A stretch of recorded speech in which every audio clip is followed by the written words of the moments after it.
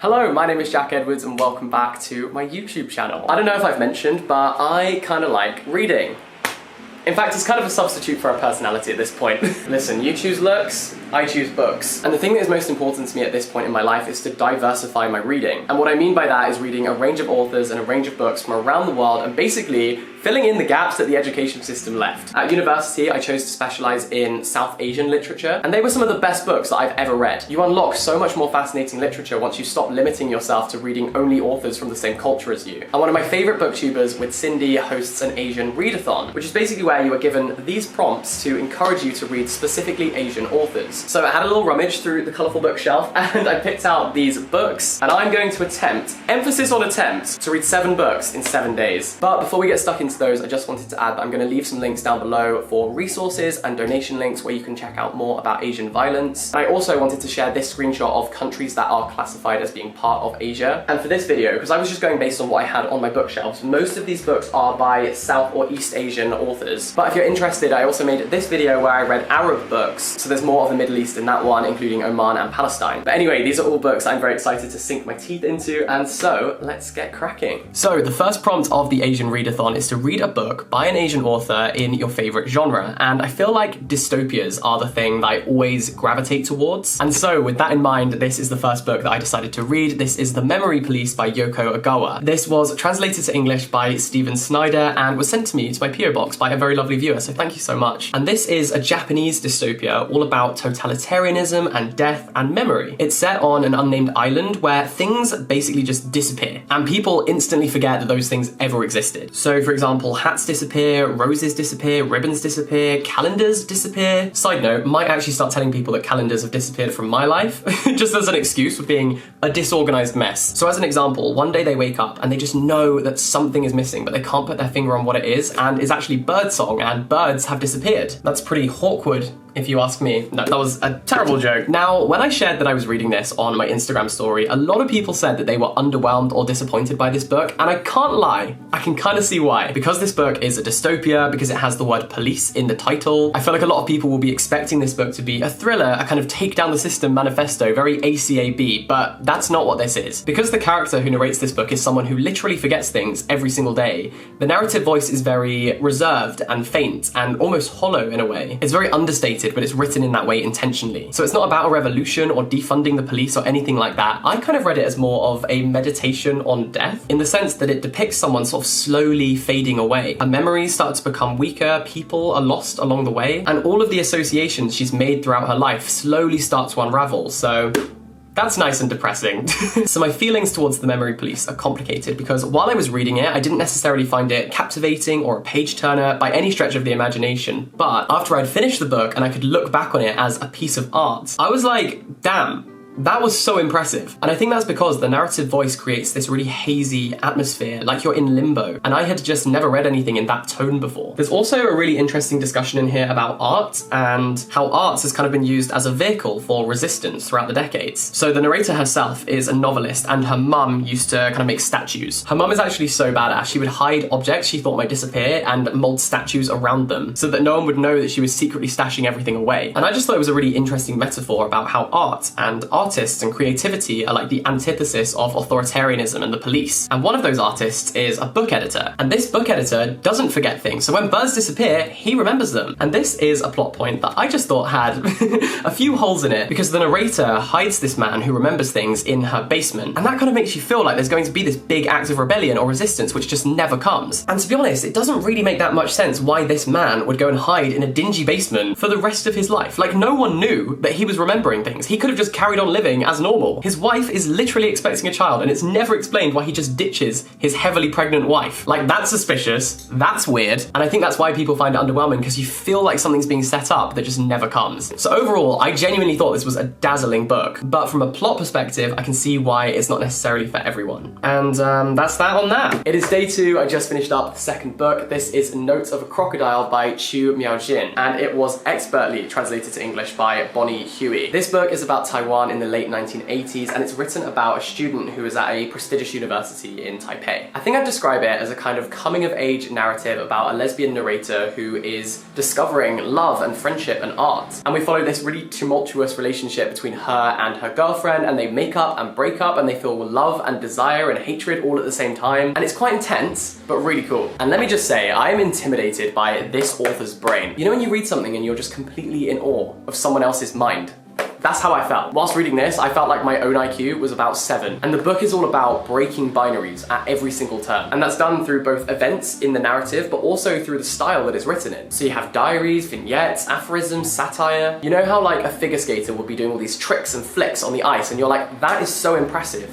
And I could never do that. That's how I felt about this. Like, it was mental gymnastics to keep up with what was going on, but it was so great. I was just watching this author flex. It discusses capitalism, misogyny, patriarchy, gender, and the author basically is rejecting the notion that the queer experience is a singular one, so that you could define the queer experience as just one single thing. Instead, she never uses any labels, and it's just about the complexity of her experience. You also have these kind of absurd, surrealist interludes where there's a crocodile dressed up as a human. Let's just say, reading this book requires a lot of concentration, like you need to be switched on, but it's worth it and it is stunning. And now, to the pub. I am so hot and so modest. I don't mean hot in like a sexy, narcissistic way. I mean like literally sweltering. The UK seems to be having some sort of mini heat wave at the moment. But anyway, I've just finished this poetry collection. This is called Night Sky with Exit Wounds, and it is by Ocean Vuong. This was exquisite. I mean, even the title alone, Night Sky with Exit Wounds, is more beautiful than anything I will ever produce in my whole entire life. And this collection discusses family, belonging, grief, war, the human body, and everything in between. And actually, in between is quite a good way to describe this collection, I think. Because what's so interesting about Ocean Vuong's heritage is that his grandmother was Vietnamese and his grandfather was a white American soldier in the Vietnam War. So Ocean Vuong considers himself quite literally a product of the Vietnam War. And in this collection, we kind of see those two identities collide. So we have poems about the fall of Saigon, but also poems about 9/11. So I feel like you can really see how he occupies that liminal space between Vietnamese and American culture. And he's grappling with what it means to be part of both. This picture on the cover was taken at a refugee camp in the Philippines. And Vuong says that he and his family traded their rations, their 3 tins of rice, in order for this picture to be taken, in order for history to have some record that they existed. And I feel like now that he's older, that's kind of what this poetry collection is for as well. It says, I am here, I exist, and this is what I've experienced. And the collection feels really ethereal, I think, which is probably a combination of the references to mythology, but also the pure lyricism of these words. There's so much precision in the sound and the rhythm of each individual word, and not a single one is wasted. They feel like they've been so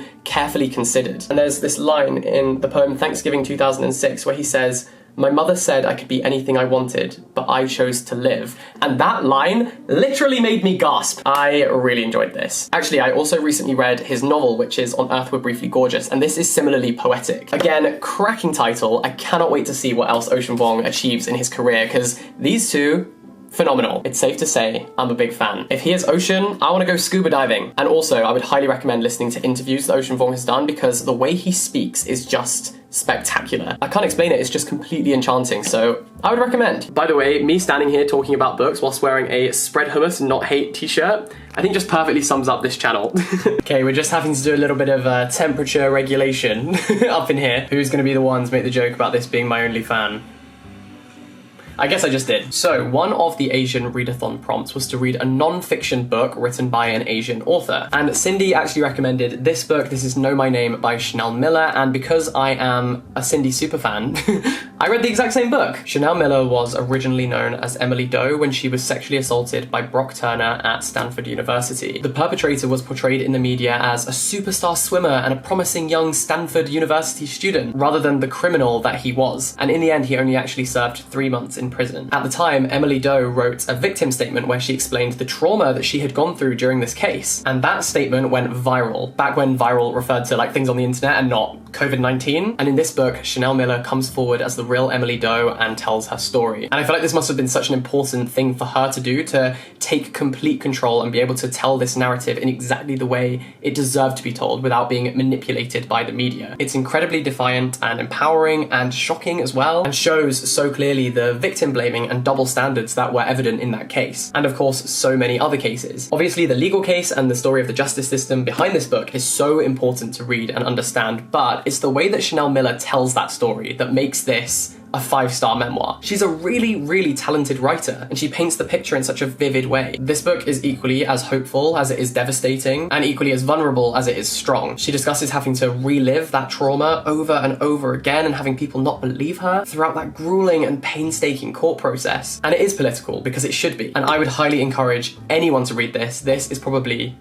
yeah, I'm gonna say it, this is the best memoir I think I've ever read. So don't forget the name Chanel Miller, and she is a Chinese-American author. That's why she is relevant to this readathon. Now, I actually finished 2 books today, and the other one was this one. This is Malgudi Days by R.K. Narayan, and it's an Indian short story collection which was also turned into a TV show in India. And I just absolutely loved this quote, but the author basically says, "The writer has only to look out of the window in India to pick up a character and thereby a story." And he presents this really rich cast of Indian characters, from postmen to pie sellers to snake charmers. And my favourite story was called An Astrologer's Day. And it's basically about a guy who charges people for life advice. And then one day this big, burly, terrifying man comes up to his stall and he's like, "Bullshit spray, I don't believe that you can tell people's fate. Prove to me that you're not a big faker, otherwise I will literally kill you."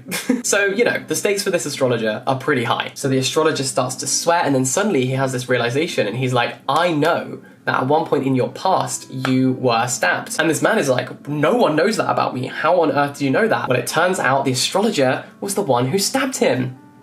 Mad. It's a mad world. Next time someone says they're interested in astrology, I'm running scared because I don't know what you're capable of. Anyways, I just thought this was a really charming collection of short stories, which just gives so much life and vitality to relatively ordinary Indian citizens. And you just get a real portrait of these characters within just 4 or 5 pages. And I always thought that I wasn't really into short story collections, but recently I've read some really good ones, and this is definitely up there. There's lots of twists and shocking or funny endings, and it's truly just enchanting. I enjoyed this a lot. So this has been a good 2 days of reading, both fiction and non-fiction, and I will see you tomorrow. Right, so I am obsessed with Sri Lankan literature, and if they ever let me in, I would one day love to do a master's project on Shyam Selvadurai, who is my favourite Sri Lankan author. And so, of course, this Asian readathon was the perfect opportunity to read another author from Sri Lanka. So this is Wreath by Ramesh Gunasekera, and I sure loved it. I always say chef kiss, and this is literally about a chef, so my compliments to him. So the character Triton is a chef who works for an aristocratic marine biologist, and the book is all about servitude and loyalty and the relationship between a master and his employee, and this sense of duty that Triton feels. And it's actually quite similar in that sense to Remains of the Day by Kazuo Ishiguro. But basically, because this chef is so dedicated and consumed by his work, he is completely unaware of the political unrest that's going on in Sri Lanka at the time. And this book is one of those pieces of literary fiction which doesn't necessarily have an obvious plot, but it captures a time and a perspective and a character so gorgeously. I think it was Ocean Vuong actually who said, "When you lose plot, you gain characters." And that is so true for Wreath, because the characters are so rich and believable and fully fleshed out. And because he's a chef, there's also these tantalizing descriptions of food and so many metaphors, specifically kind of about how